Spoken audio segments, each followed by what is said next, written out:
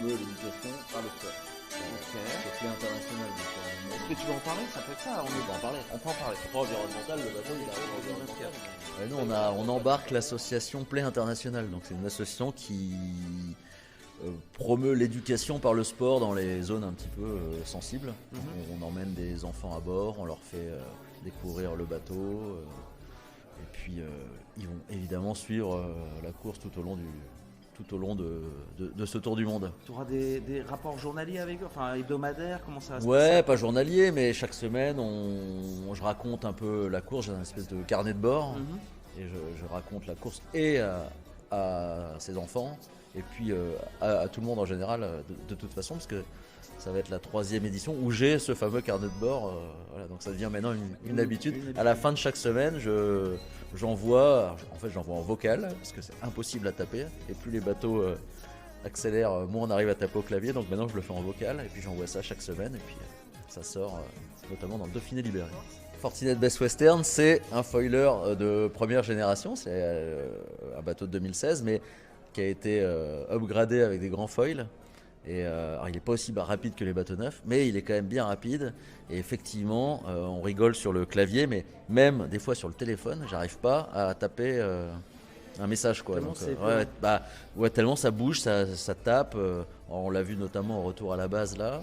Pendant 10 jours, on a fait. Quand la mer est forte et courte, c'est ingérable, quoi. C'est-à-dire que le bateau il accélère à 30 nœuds dans la vague et il plante dans la vague suivante.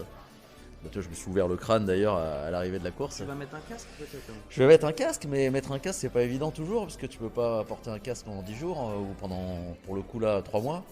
Donc dans les moments chauds on les met, mais là, le retour à la base c'était 10 jours. Et, un rugbyman il met un casque 1h30, un pilote automobile pareil, mais pendant des jours et des jours, ça gratte, c'est insupportable, enfin c'est pas possible, quoi. Ça a pas l'air sympa quand même l'IMOCA à foil.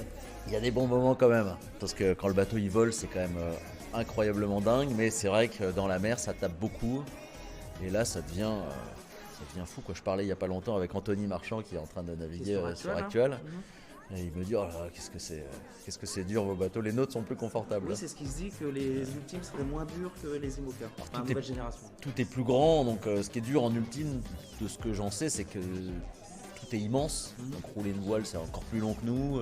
Changer une latte de grand voile, c'est comme changer un poteau télégraphique.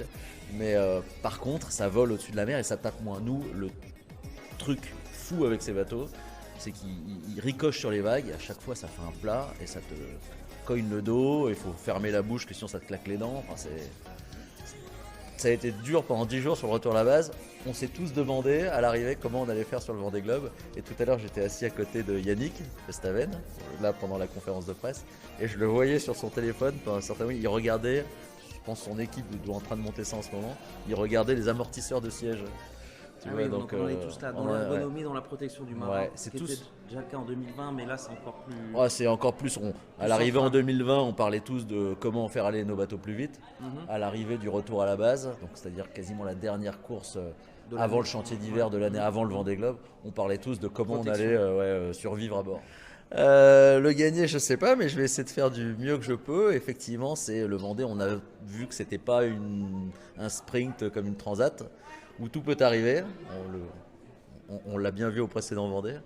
Donc moi, mon objectif actuellement, et c'est ce que je dis à l'équipe, c'est que le bateau, on le développe plus, on n'agrandit pas les foils, on modifie rien. Tout ce qu'on fait, c'est le fiabiliser.